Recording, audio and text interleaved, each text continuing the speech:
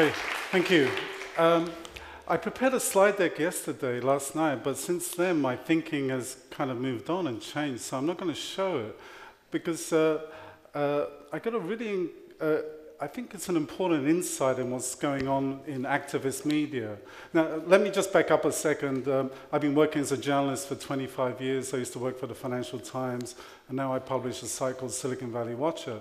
But the thing I'm watching the most is how media is changing, because Silicon Valley has become a media valley. The technologies that are coming out are publishing technologies, and they're democratizing media. You don't need a printing press anymore. Before, you needed to be Rupert Murdoch, you needed to do a deal with the unions, you needed billions to be a media mogul.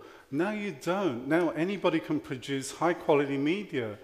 But the insight I got last night was that activist media, in the form that we see it in terms of Occupy Wall Street and so on, is really interesting, because initially mass media didn't cover it much, but we still knew about it. We knew about it because we saw it in our social networks, we saw our friends talking about it online and so on. And this is really the key to what's happening.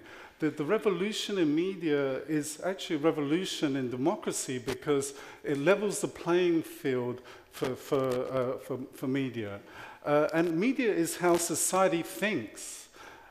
Society uses media to discuss, debate, to find the best kind of arguments out there, and hopefully the best arguments will win. Now, traditionally, that's been dominated by mass media, by the big media companies, but that's no longer the truth. Now, activist media is coming up. So my key insight into activist media was that through curation tools and so on, you can publish a hugely professional product. But what's important, and the difference between mainstream mass media and activist media, is that activist media doesn't require a business model. Mainstream media is suffering, it's shrinking, its resources are disappearing, the number of reporters, editors, and so on is going away.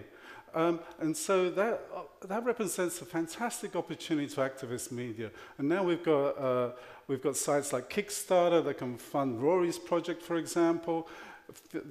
It's becoming much more of a level playing field, which is fantastic. But what happens, I mean, this is great if it's activist media that you support, say Occupy Wall Street, but what if it's activist media in the form of the Tea Party? It's not so good.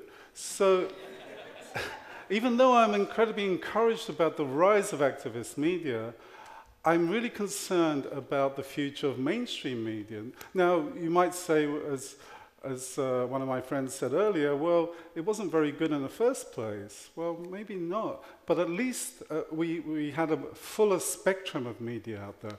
And the more voices, the more arguments that we see, the better we're going to make decisions. And we've got some pretty important decisions to make out there.